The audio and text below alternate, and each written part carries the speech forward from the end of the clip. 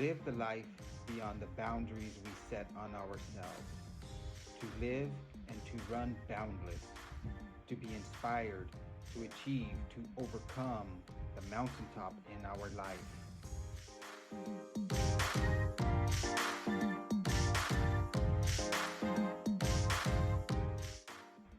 Embrace the journey, become boundless.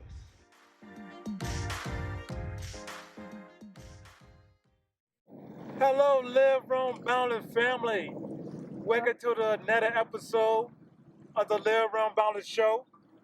Today, I had the privilege to interview once again Mr. Mickey, or Mr. Graglia. Graglia. Yeah, you got it. Mr. Mickey Graglia, yes.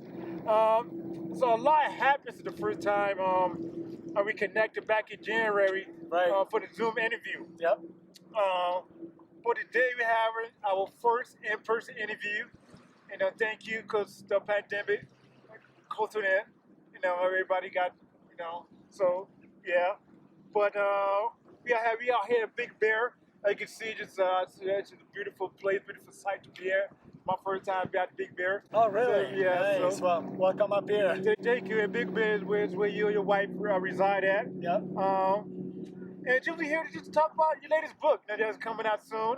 That's right. Yeah, to talk about UlTRA. Yeah. Your journey, how it got started, until where you at right now. I know our last interview we talked a little bit about that. Yep. We're going to get to a little bit more in depth in it. So, with the book, what made you decide to come up with the book UlTRA? Well, the book is actually the adaptation of a book that I had a chance to publish in Italy a few years ago. Okay. And that book came out pretty much out of the opportunity that I had to connect with this very famous Italian author. That I grew up reading his books. I was a big, I don't want to say fan, but very passionate about his reads, his writing and stuff. And so by chance we got to meet, we became friends, and he got fascinated about this change I made in my life. Yeah. And so talking with him, we opened up to this whole conversation that brought us to kind of get in the depths of the decisions that brought me to quit the glamorous lifestyle of high fashion and everything that comes with it, to pursue this life of pain and fatigue and dirt. There you go. Long distance running. Yeah. And it was absolutely a privilege to be able to open up on a personal level and share the lessons that I learned along the way, because in many ways, in many situations they were pretty intense. And but they were so pivotal in the way they changed my life that I think they have a deeper message for other people out there. So the desire to write the book was to share these stories. Okay. And just like I got inspired in the past by Dean Karnazes' book, I felt it was like an honor to be able to share my story and hopefully help and inspire people out there to pursue their own dreams. Yes, absolutely. You're definitely inspiration. If we write a book, where you got started, you probably could never imagine, you probably doing what you're doing right now. Oh man, I could have never imagined. Just about 10 years ago, out of by chance, really, I stumbled upon Ultra Marathon Man, and didn't know what ultras were at the time. I had no idea. I knew marathons, but no idea what ultra marathons were. So this whole concept kind of opened up your eyes and opened up my eyes to a whole new world. And it literally, I told Dean, I had the opportunity to talk with the guy and meet him in person and all of that. I was like, you don't understand. You probably would never understand how much I owe you, because your book didn't just change my life, but in that specific moment, it literally saved it. Wow. And so, fast forward 10 years later, now we're here talking. Yeah, definitely. You want to get a little more about how the book, how your life got saved, with some of the stuff you went to. And I read the book, it's really, it's like, man, so many stuff I can take out of it. So I'm going to go a little more over that, some stuff I did take out of it. Yeah. And get more in depth to it a little bit. Because when you have found your path and you follow it, and then you plow a head, your body, and soul. You mentioned that in the book at the beginning. So tell us, the Live Run Boundless family, a little bit about finding your path and applying for it. But what it means at that point is, you know, I think when you hear that calling, when you see that goal ahead of you, you know, and you set it, then there's no distractions. You know, it's all about if you want to achieve something, you see your goal ahead. All you have to do is just put your head down and be committed and dedicate yourself wholeheartedly to achieve that goal. And that's pretty much has been my mindset going in all of these different careers that I've had in my life. You know, it didn't matter where I was, didn't matter what I was doing. It was very much about this understanding that I can change my life, I can become whatever I want if I decide to do it. But the driving force behind it has to be almost like a pull. It has to inspire you. And so at that point, you know, this is what this whole conversation was about. And that chapter in particular opens up that understanding. And once you find it, you know, there's no questions. You just gotta walk the walk and get it done. Oh, okay then. Then definitely. Just I guess we find something that you do. You just gotta, how I say, you go to plow here and just not. And can go forward in it and just pull you all into it. That's right. Yeah. Give it your all, basically. Yes, give it all. Definitely. Also, at the beginning of your book, I think on page 19, you talk about the beginning of your journey of being an ultra runner.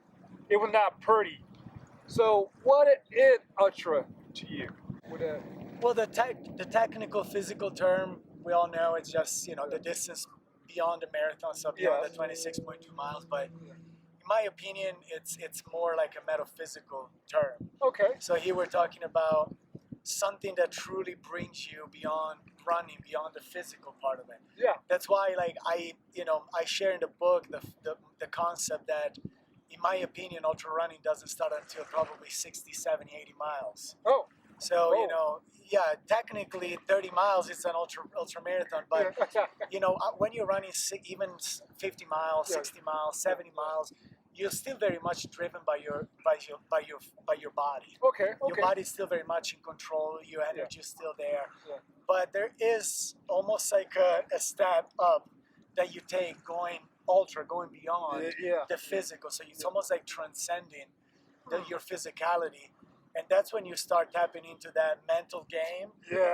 And the longer you go, the deeper you get into, you know, it's almost like an intrinsic journey. In the depths of yourself. And, you know, I feel like it's even beyond the mind at that point. Because it's, you know, there's a funny saying ultra running that it's, you know, 90% is mental and the remaining 10% is in your head. So that tells you it's all it's all there. But in my opinion, that's not even there. I think that in ultra running, you go in the depths of your soul.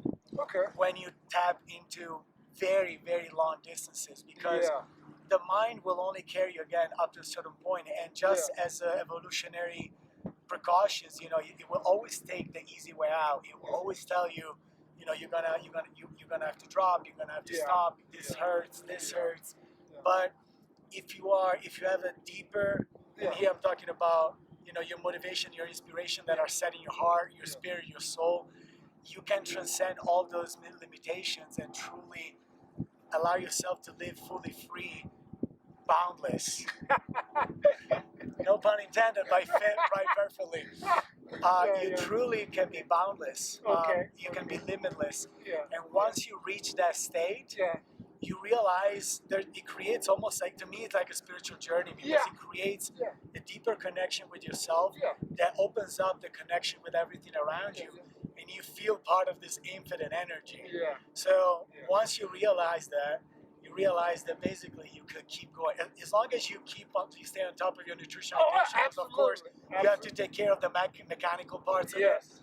But you can truly allow yourself to go as long as you want.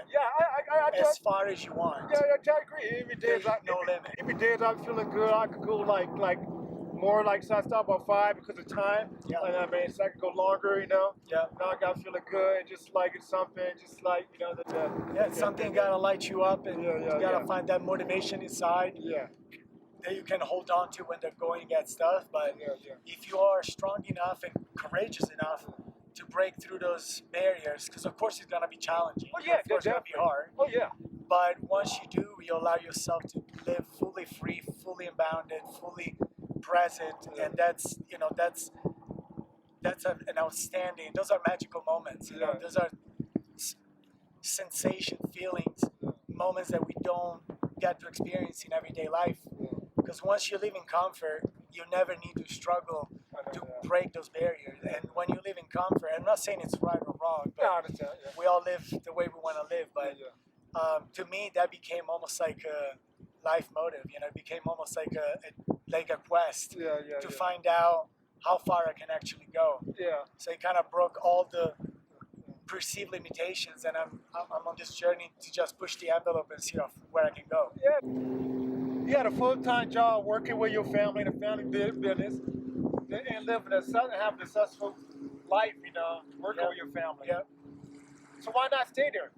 Why did you stay there? Well, I feel very fortunate. I had a very good family, and I started studying law for a year, and I just realized that wasn't for me. So I was able to kind of fall back on the family business, and being able to learn from my parents was a blessing.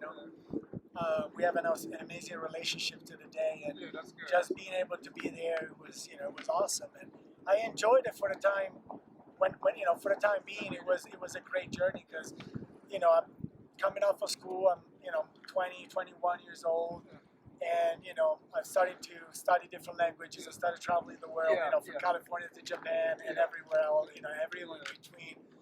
And I started making decent money. I started becoming a pretty decent salesperson, and started learning the business and started learning the know-how and all of that stuff. But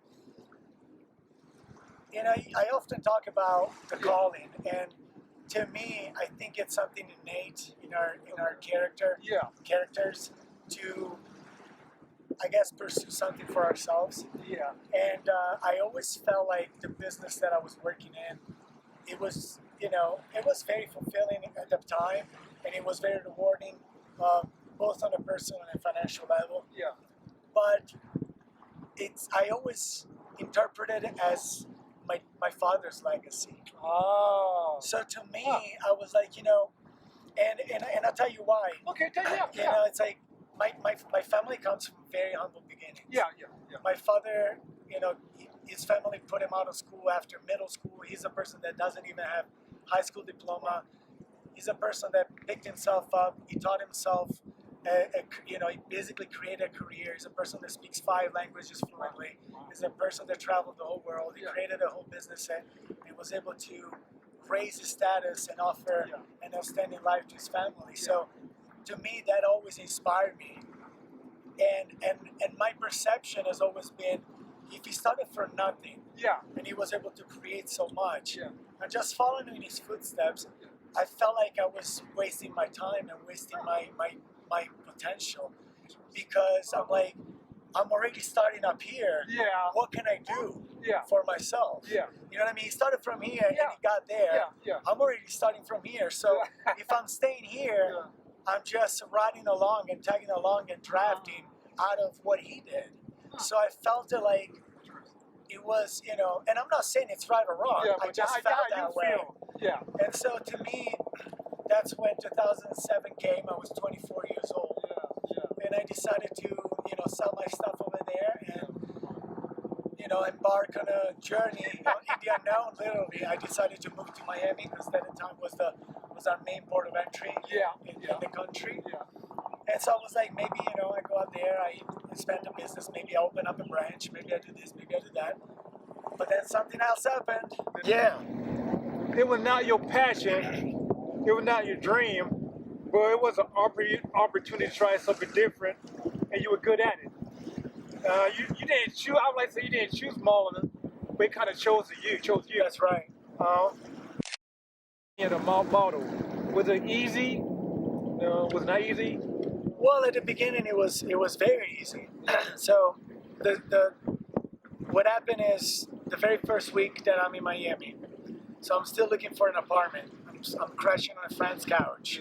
I'm out there, strolling down South Beach, and it's like one of those sliding doors type of situation. I find myself right there, walking up and down Ocean Drive, looking for a place to live, and thunderstorm struck, and I just dive into the first place that I find across the street. And right there, I happened to meet this lady. Her name was Irene Marie. Okay. And she happened to be the directress of one of the most famous modeling agencies in the world at the time. Oh, wow. And so we started kind of looking at each other, and then eventually she came up, she introduced herself, and she asked me if I was a model, and I was like, well, actually, no. And she was like, huh, okay, why don't you come upstairs? Because her agency happened to be right above. And so that day, right on the spot, she offered me a contract, and my life changed completely. So right out of the gate, I started working pretty much, consistently. And, big brands, big companies, big magazines. And, I was 24 years old, and, I was making good money before, but that was a completely different game. They were talking about, they were like 18 years old. They were making like 3, 4, 5, 10 grand a day for a shoot. And I'm like, to being a dickhead on a freaking cover of a magazine. So, I was like, okay, this can be fun. So that almost turned my focus from what I wanted to develop in the business, and fashion opened up the opportunity for a new path in my life that was fully my own. So it inspired me at the beginning, even though, as you say, it wasn't necessarily, my dream, because I didn't chase it. It just happened. Yeah. But it was almost like a big wave that I started riding. Yeah. And, again, 24 years old, coming from a 5,000 little, from a little town of 5,000 souls in Italy. Yeah. And I find myself in a big city here in the country, working with big names and big companies and making good money. And then you get sucked up in the whole lifestyle and social life. I totally agree. You get thrown into clubbing and partying and celebrities and everything is given, everything is ended because of your status. Yeah. Man, you feel like the king of the world. You're living the life like a rock star, and you don't question it. You just live in it. Or at least I did. Yeah. But, after about a year or two, then I started to come and kind of retracing back to my values. I started kind of understanding that what I was doing wasn't me. Okay. It wasn't, I don't know, along with all this excess and, success came also a great deal of emptiness and dissatisfaction on a personal level, because I felt like I was absolutely fortunate to live that life and understand what it meant. But I was also aware at the time, we're talking about 2007, 2008, 2009, when the massive, the real estate market crash, the financial crisis, there were bankruptcies, there were people losing homes, there were poverty all around, and we're out there just being dickheads, partying all day, every day.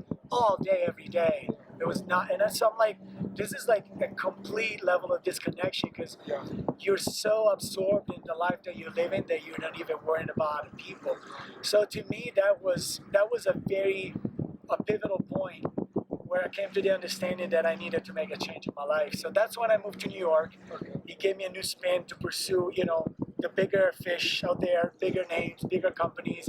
And on a career level, it was absolutely amazing. And also it gave me the opportunity to kind of detach from that partying lifestyle that was kind of dragging me down. Despite that, it just didn't work. I needed something else. So that's when the breaking point happened. And that's when I found out about UlTRA running. Awesome. I like that. We're getting there. Yeah, we get there, yes. So, on page 35 of the book, the summer 2014, I think your first time being out to Big Bear. That's right. So tell the family a little bit about that experience, about being out here for the first time. And do you have any idea that this will be your home, your playground? Oh, absolutely not. I mean, of course, I started running in New York. Almost like a release and almost like an escape. I was looking for time for myself to kind of reconnect and live a healthier life. But then, fast forward just about 2-3 years, we moved out to California with my wife. We moved to LA, and Yeah. I started exploring the mountains out here. We got the beautiful Yeah. Sierras, we got the St. Gabriel's, Yeah. we got the coastline, we got the Santa Monica Mountains, we got Big Bear. So I started going different places, and I always felt a great deal of, I don't know, I felt at home up here.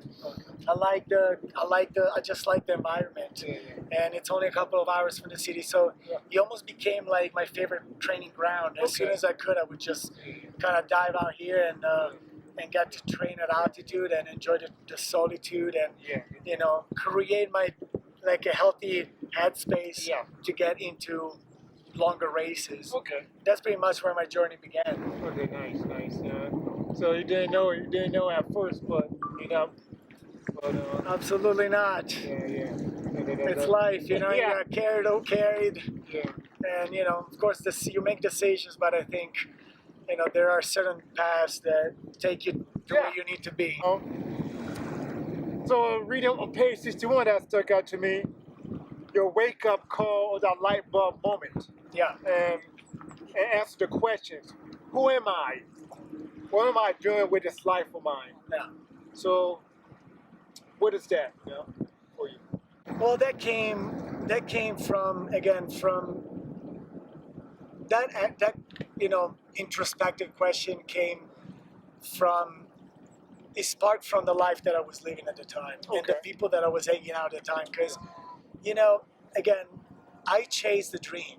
Yeah. I was chasing the dream of, the money and success and, fancy life and all of that that is portrayed in movies and commercials and TV and all of that stuff. And it's like, I feel it's almost like an obsession that becomes, doesn't matter what you do, you just need to be successful and have money. Yeah. But we're just missing an important part, which is finding that something that gives you purpose, working hard at it, and then eventually money and success will chase you. So it's almost like a switch, right? So the direction changes. And to me, that came from seeing people that were beyond rich, wealthy, wealthy beyond understanding. There are certain riches that I got introduced to that were mind-boggling. People that have $30-40 million houses, yachts as big as a house outside, 4 or 5 cars that are $2, $3, $4, $500,000 parked outside. So this is something that you see and you're like, oh my God, this is awesome. This is the lifestyle that everybody wants. This is great. But then when you actually know these people, the majority are absolutely, first of all, mediocre. And second, very, very unhappy, unsatisfied, unfulfilled, because a lot of time wealth comes from generational wealth. Yeah. So a lot of times it's inherited. Yeah. So you didn't work for it, so you don't understand what it means. Yeah. And a lot of times you just wake up in the morning and you just have money, you spend money, you do things, but you don't have a purpose in life. So I've seen a lot of these people just, completely destroyed by alcohol and pills and just try to bear themselves because they didn't have any direction in life. And that struck me. That's what changed my perspective of chasing the money and chasing the success is not, that's not the secret. That's not right there. I think you have to find something that gives you a deeper purpose in life. Yeah. And if you do that well enough, then eventually you'll find a way to make money and live off of it. Yeah. And that's the true dream that I understood I needed to chase. Yeah. So in that moment, I realized that what I was doing wasn't for me. I realized that the direction that I was following was not the path that I needed to follow. And that's when I decided to, it took a little time, of course, and it was quite, a troubled journey. Yeah. But and a very painful one at moments. Oh yeah. But when you come to confront yourself at that level, that's when the change happens. Yeah. And I'm, very, I gotta say, proud of myself that I was courageous enough to make that move. Yeah. And kind of better, leave that lifestyle and pursue something completely different that to many made no sense at all. Oh yeah, definitely. It was the deep stuff, that you went to, And something that was deep. You talk about on page 80. You talk about that Spiderweb moment. You know, like wow. You know. Yeah. Well, that came with those are just like how the fashion industry and very much like the people of power, how they use their position to take advantage of people. So, we could dig into it, but and I could say it's I could definitely be part of the Me Too movement. Okay. but how your integrity, well, it was my decision. I'm not judging who did what they did to get ahead in their career, in their life, but to me, it was just a very uncomfortable situation where I decided that moment that, this career is not about how much dedication, how much work I put in, but it's very much how much I'm willing to compromise myself at that level. So that became like a bitter taste in my mouth. And I was like, I was already having a personal crisis, and that brought me to a career crisis, professional crisis. So everything in my life at that point was crumbling. We're getting to the breaking point. And so maybe for a purpose. Sometimes you look back on it, maybe you need to go to that to get to where you are right now. You have to. Change only happens in moments of distress. In moments where it's necessary to make a change. Otherwise, if you're comfortable, why change? Definitely, And so, so that was tough to come back from, Oh yeah. Yeah, especially the next chapter. I know we're getting We're getting there. Yeah, we're getting that now. That always, just thinking about it just gives me goosebumps. Talk a little about your wife, and how she supported you and your dreams, your goals, and directed your path to becoming the man you are right now. So tell me a little bit about that, the support of your wife. Like it's absolutely fundamental, because especially I met my Lauren, my now wife, right around that breaking time, about 11 years ago actually. Actually just over more. It was the end of 2009. Okay. So it's over 11 years now, and she understood where I was coming from. And she understood why I needed to make that change in my life. Okay. So throughout the years, of course, I can't say it's been a smooth ride because, especially in ultra running, it's a sport that you need to dedicate yourself wholeheartedly to have a certain level of success. And it's not just about going out for hours and hours on end in training runs, but it's about the toll that it takes on your not just on your physical, but also your mind. So when you run 140, 160 miles plus a week, there has to be a level of understanding on the other side that you're doing something greater than yourself. You're trying to achieve something, and there has to be an understanding of lifestyle around it. And so I feel very, very privileged to have had her support throughout the years, and her, her love, unconditional love in many ways. Even when it was tough, because in every journey, in every career, in every relationship, there's always highs and lows. It's a roller coaster. It's never a smooth ride. So, it's even through the hard patches, she was always there to support me, and and she's a person that inspired me to the day to always strive to do better for myself, to be able to offer a better life to ourselves. So, it's really amazing, and I feel very very grateful for that. Awesome. I love It's good to have that support, to allow you to be you, Totally. Yeah. And I think that's, you can't compromise yourself in life. If you have a bigger calling, if you have a bigger goal, a bigger, I don't know what goal sounds like. We need to do it. It's more like a calling. It's more like calling. It's like a lifestyle that you live in, a purpose, exactly. And so if you have that, you cannot deny it. It's too loud. Definitely. So having a person that understands that and supports it is absolutely, it's necessary. The real marathon. Going beyond. What would that mean to you? The real marathon going beyond mean to you in your life? Right. It's I think that ultra running is very much like a metaphor of life. Okay. And I think that a lot of the lessons that I learned on the trails or the road, they can very much apply to, and I do apply them in everyday life. Because again, as I said, it's life is not an everyday party, and it's not even a morning all the time, but it's something in between, and you need to understand this fluctuation. So understanding the mechanics of it allows you to also confront them with a better spirit. And I tell you why. Just like in a race, when the going gets tough, you're having deep lows, and your energy starts fading, your faith starts slipping, and you're starting to get sore, and things start not going right. That's just the understanding that you're going through a patch, but you can always climb out of it. So once you understand that it's a roller coaster, you buckle up in the tough times, and you enjoy the good times, the highs, even more, because you know what you went through. Just like in life. Yeah. So again, back to your family a little bit. Played for 1 to 14.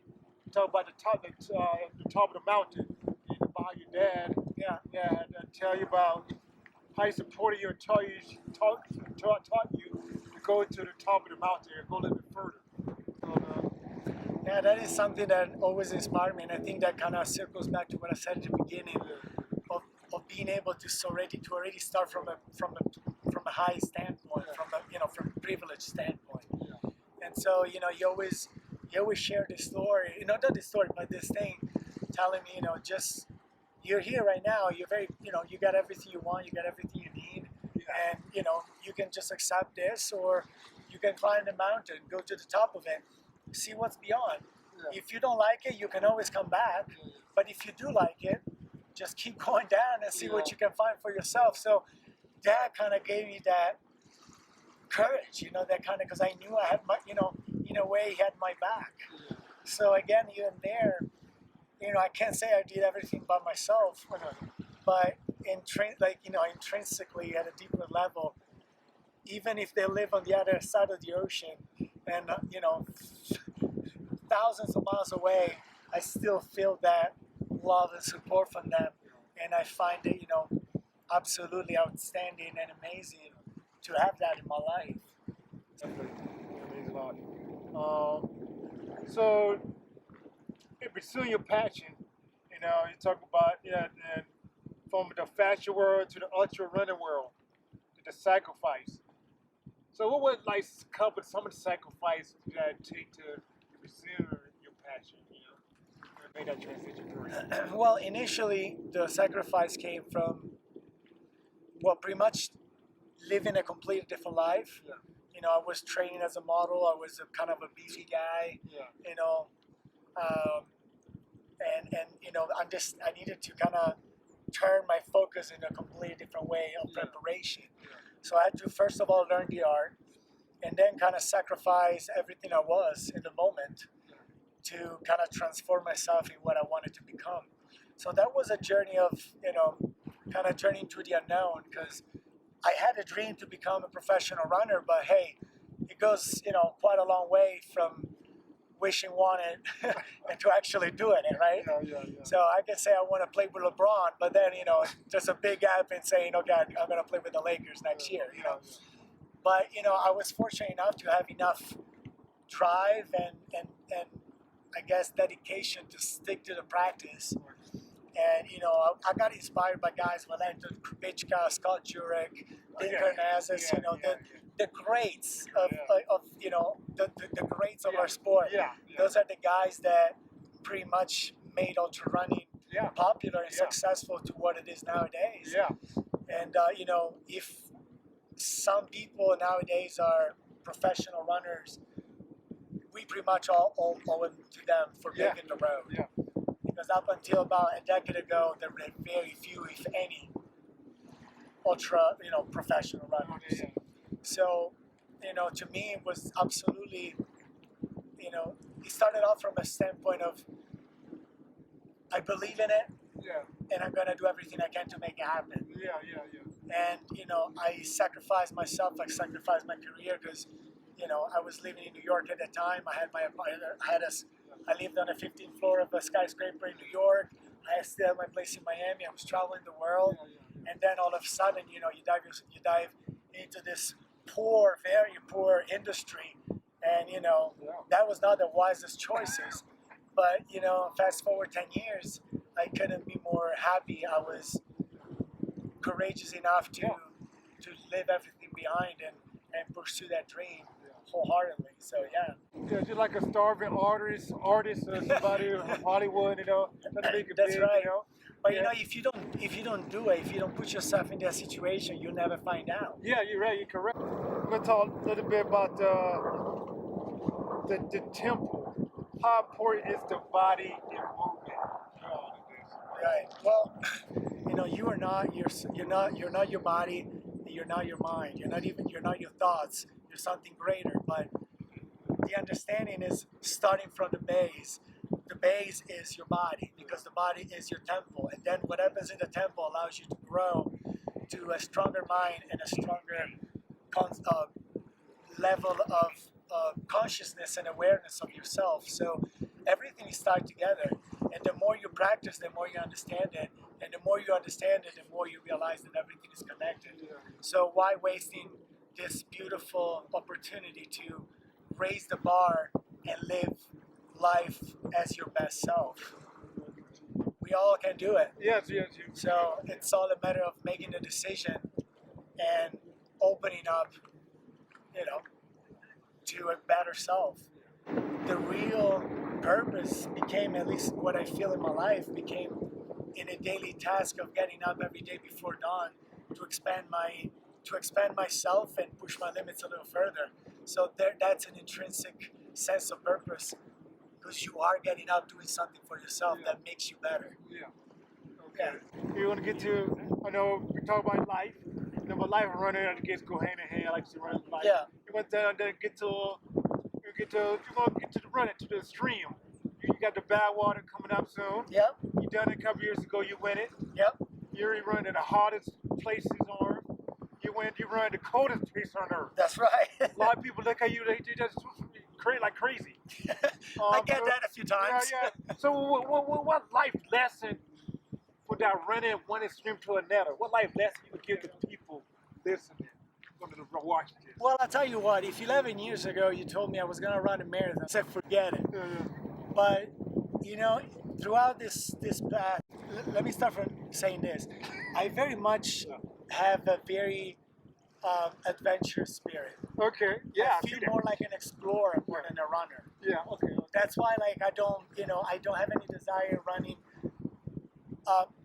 short or easy races. Yeah. Because I can do it. I know I can do it. Yeah. It's not a question of if I can do it. Yeah. It's just a matter of how fast I can do it, I guess. Yeah. But what drew my absolute, fascination and inspiration was throwing myself in the harshest of conditions. And when I ran at 40 below in the northern territories of Canada, inside the Arctic Circle, confronting that type of raw, deep, powerful nature, it becomes almost like a spiritual journey. Okay, got to be. You tap into almost like a primordial self. Yeah. And you shed all those preconceived limitations. Yeah. Because again, I didn't know I could do it until I threw myself out there and proved to myself that I could do it. Yeah. And when you shed all those limitations, you shed those chains, you allow yourself to connect deeply within. Yeah. And doing that in an untamed nature widens the experience to a level that it truly allows you to connect with everything around. Yeah. And that you, at least that's what I perceived. Yeah. I had this great sense of belonging. Yeah. Even if it was 40 below in the Yukon, even if it was 130 degrees through that valley, or if I was in the Atacama, or if I was in the Gobi Desert in Mongolia, it didn't matter. I always felt a great sense of belonging, because you don't see everything around you as separate, but you see yourself as part of it. So that's where the spiritual journey begins. You find a sense of oneness. You shed all those preconceived limitation and barriers that we create for ourselves, and that's magic. Oh, yeah. Yeah. But that's why I think, like, in many ways, it's hard to put into words because we're Yeah. talking about, not practical and physical things. We're talking about metaphysical, philosophical concepts here. But at any level, we all feel this. Yeah. And this is why I think, trail running, ultra running in general is growing exponentially, because once you try it at any level, Yeah. you do feel like you want to be out there. You feel energized by the energy that you get and the energy that you give out. So there's almost like a flow that you get yourself into, and you just gotta do it. You just gotta try it. You just gotta throw yourself out there and experience it for yourself. The joy behind the trails. Yeah. The dirt, the rock, skipping, jumping, Yeah. everything, feeling good, Yep. And just like, it's Well, I think that everyday life just disconnects us from the truth of our existence, yeah. from the truth of our being. Just being out there, being healthy, being Yeah. feeling good. Yeah. You almost like get back to playing. Yeah. You discover the enjoyment Yeah. and the pleasure in just being outside. So Yeah. I think this is a great privilege for all of us to experience and expand our understanding of who we are and what we can actually do for ourselves. Awesome. And I guess my next question, but I think you already answered that already, about finding your true self and how does it relate to running? Yeah, well, running became almost like a tool. Yeah. I don't see necessarily running as. I really don't consider myself much of a runner. Okay. I consider myself more, as I said before, more like an adventurer. Adventurer. Yeah. Like And this is like, I like to venture into unknown territories, and that's why I'm inspired and fascinated by always broader and bigger challenges, because every time I finished a race, didn't matter how long or hard it was, I knew I could have done more. Yeah. When I finished Badwater, it was absolutely difficult and Yeah. challenging. You run 135 miles at 130 degrees through 3 mountain ranges. Yeah, that's hard, but I could do more. Last fall, I did 240 miles non-stop, no sleep, no stop, through the Moab Desert and mountains. Yeah. 240 miles, 60 hours, no sleep. When I finished, it was absolutely just, terrifying. It was absolutely, the deepest experience I did, but I knew I could do more. So where does that limit lie? That's what I'm trying to find out. Oh, test your limits. So you do got more challenges out there for you to do. Oh, absolutely. You're trying to test I your feel limits. like I'm just at the beginning. So what you have next on the horizon for like testing the limit? You got Well, different- I got Badwater again this year. Yeah. Then I'm doing Tahoe 200 Yeah. in September, but a big expedition I'm planning for the fall, and then I'm probably gonna go for my Plus Ultra here. Plus beyond, more beyond. I plan on, at the end of October, I plan on running cross country from San Francisco to New York. 3,000 miles. Oh, right. Oh, okay. That's a good reaction. That's an honest reaction. Go run San Francisco to New York. That's right. So I'm working on that right now. Okay, I know the gentleman. He just something like that. I know quite. Now I need to do it differently, but okay, like that's it. Like wow. Okay, that's a challenge. So that's a challenge. Yeah. Oh, I'll definitely be look out for that. Yeah. Man, maybe we can come by Maybe my we area. can connect and do stuff on the run. Yeah, man, maybe that'd be great. No. Totally. Yeah. So you're tested. That definitely is an adventure. But that's, what, I know if I can do it or not? No. I don't. But that's what That tickles my habit. That's what tickles my curiosity. That's what you do. That's who you are. That's right. That's what drives You discover for yourself out there. Yeah. And again, that you set those limits. If I said, okay, 240 miles, that's as far as I can go. Yeah. That went right there. Yeah. But why limitate myself to that? Why should I just accept that as the ultimate limit? Yeah. And my whole perspective started, I guess, from a young age, and how those limitations were shattered throughout my life. you know, I grew up in Italy, very much influenced by the Greek mythology. So I was very much, that seed was planted in my head that, you know, that poor Greek guy, Philippides, he ran from marathons to Athens. He said we won, he died. Yeah. So the whole idea became that, you know, the physical limit for the human body was the marathon. Okay, yeah. And I always accepted that. We all did for the longest time. Yeah. And then, you know, all of a sudden I read these books and I see these documentaries and I see these people that run 2, 4, 8, 10 marathons in a row non-stop. Yeah. That's like, that's mind-blowing. Yeah. So that widens your horizon. It's almost like if I tell you the world ends behind that ridge, and we all believe it. Yeah. Because I tell you the world ends there, so you don't bother going and checking it out. It ends there. Yeah. Someone said it must be true. Yeah. But then we actually go there, that's actually a ridge, and the whole other valley beyond that. And beyond the valley, there's a whole other valley beyond that. Yes, it is. And the whole thing keeps going. Yes, it so is. how far can you actually go? Yeah. That's a question I still I yet to answer. Yeah. How about balance? Be balanced. That's exactly right, my friend. And so leaving with that, or ending with that, I know I asked you last interview about your boundless thoughts, but I don't know if it changed the last time. So what your boundless moment in your, not your running life, but your adventure, life of adventure?